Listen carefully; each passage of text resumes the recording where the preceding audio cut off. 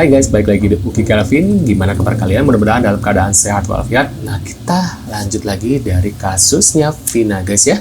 Yuk kita lihat. Waduh, nggak beres-beres nih drama ya. Kita lihat ya.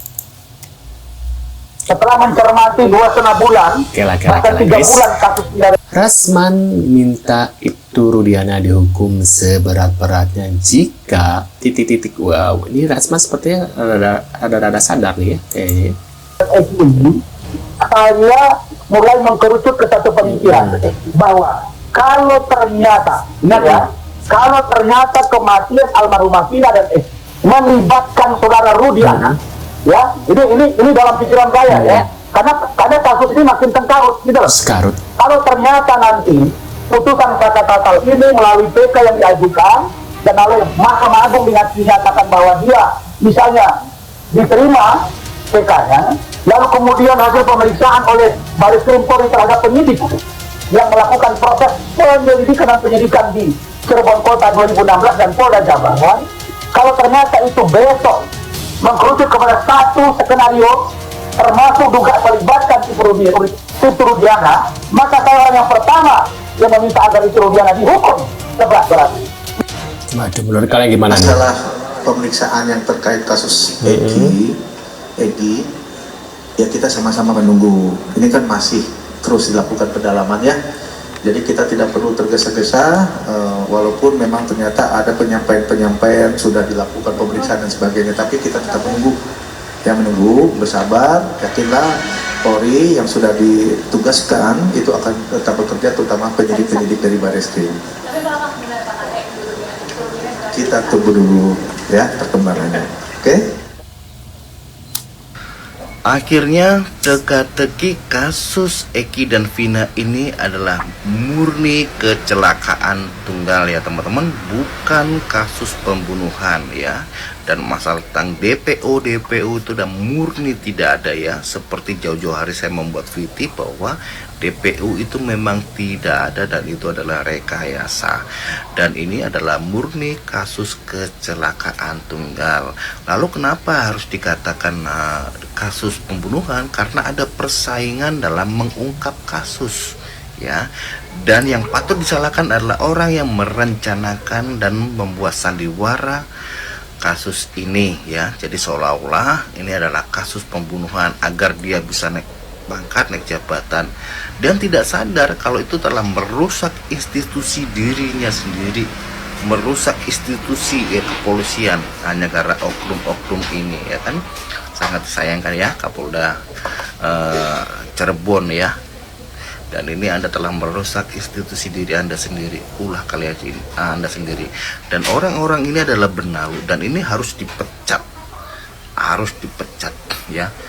Cuman di sini berani nggak memecat orang-orang oknum-oknum yang ada di dalam institusi ini nih, yang mau rusak ini nih, yang membangun sandiwara, membangun skenario ya, yang mengakibatkan dari 8 narapidana ini harus dihukum seumur hidup. Dia kan orang miskin ya, dia orang miskin, dia orang nggak punya kuli bangunan ya kan. Dan Anda sudah memikirkan ke arah sana bahwa dia tidak akan bisa menaik banding karena dia orang miskin. Dari antar beberapa narapidana kan udah banyak yang jual rumah, jual tanah ya kan, hanya untuk ingin ya membebaskan anaknya. Tapi apa, uangnya nggak cukup ya karena memang orang miskin, dia orang nggak tahu, nggak ngerti apa-apa ya. Dan orang masih lugu, dipakai disiksa segala ya. Jadi ya ini para benalu ini ya, ini harus disingkirkan. Dan bagi rakyat Indonesia khususnya Cirebon ya, di daerah Cirebon ini nih orang ini harus disingkirkan. Kalau bisa jangan tinggal di Cirebon lah. Yang menyiksa ya, yang menyiksa para ketujuh narapidana ya. Barangkali rakyat Indonesia dan para netizen yang ingin menyumbangkan air kencingnya ya monggo dipersilakan sama Staples ya. Mungkin dia ingin merasakan ya, untuk manusia paling tersadis ya, 3 manusia ya, Arif Papua dan Gugun ya salah satunya, dan kemudian si Ibtu Rudiana. Dan Staples ya, dia ingin membuat tindik di kuping ya dan di mata ya.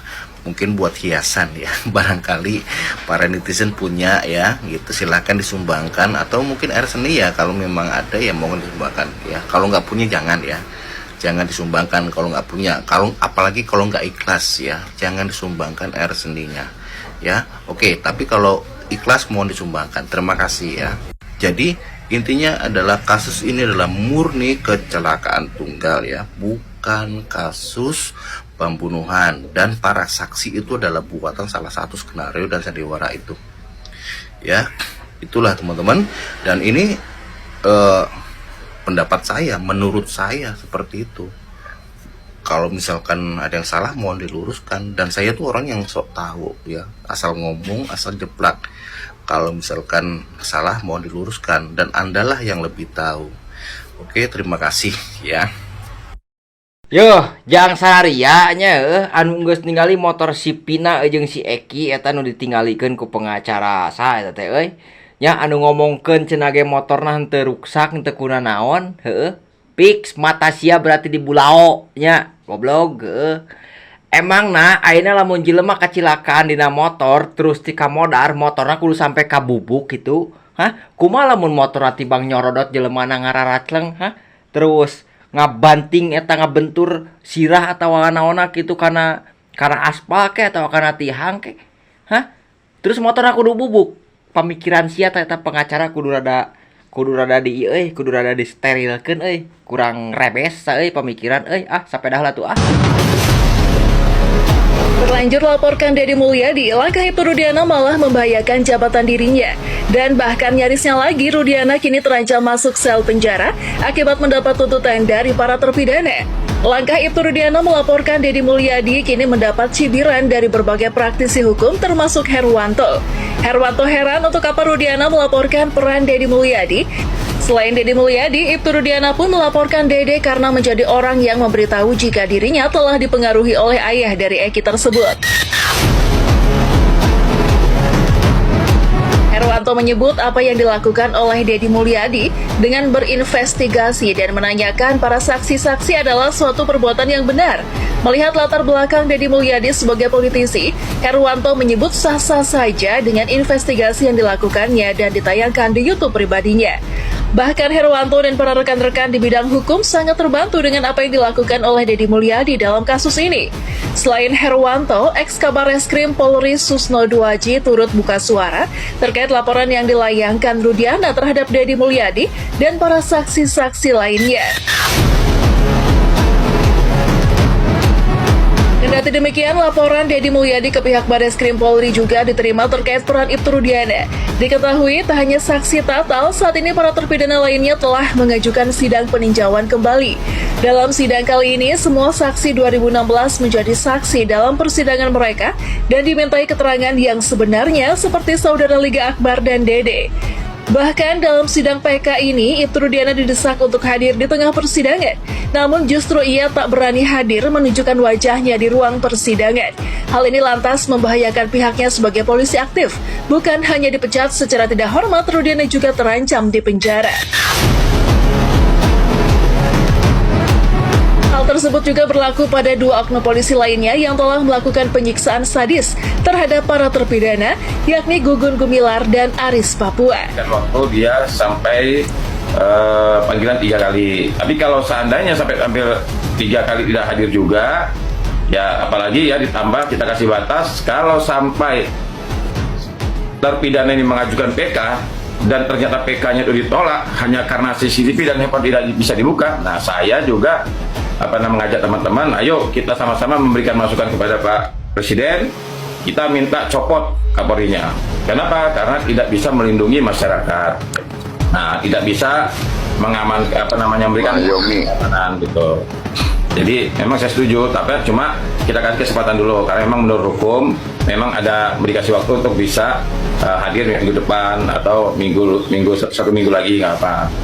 Tapi sekali lagi ya, kalau seandainya memang benar-benar pada akhirnya ya kita merasa tidak aman, kita merasa tidak diayomi, tidak dilindungi, tidak dilayani, dan beliau tidak bisa membersihkan kepolisian ini secara benar-benar bersih ya dari orang-orang yang bisa menganiaya, ya bisa menzolim sama orang, bisa berbuat yang tidak baik, ya kita berharap ya kan masih banyak, pikiran masih ada, bukan masih banyak ya.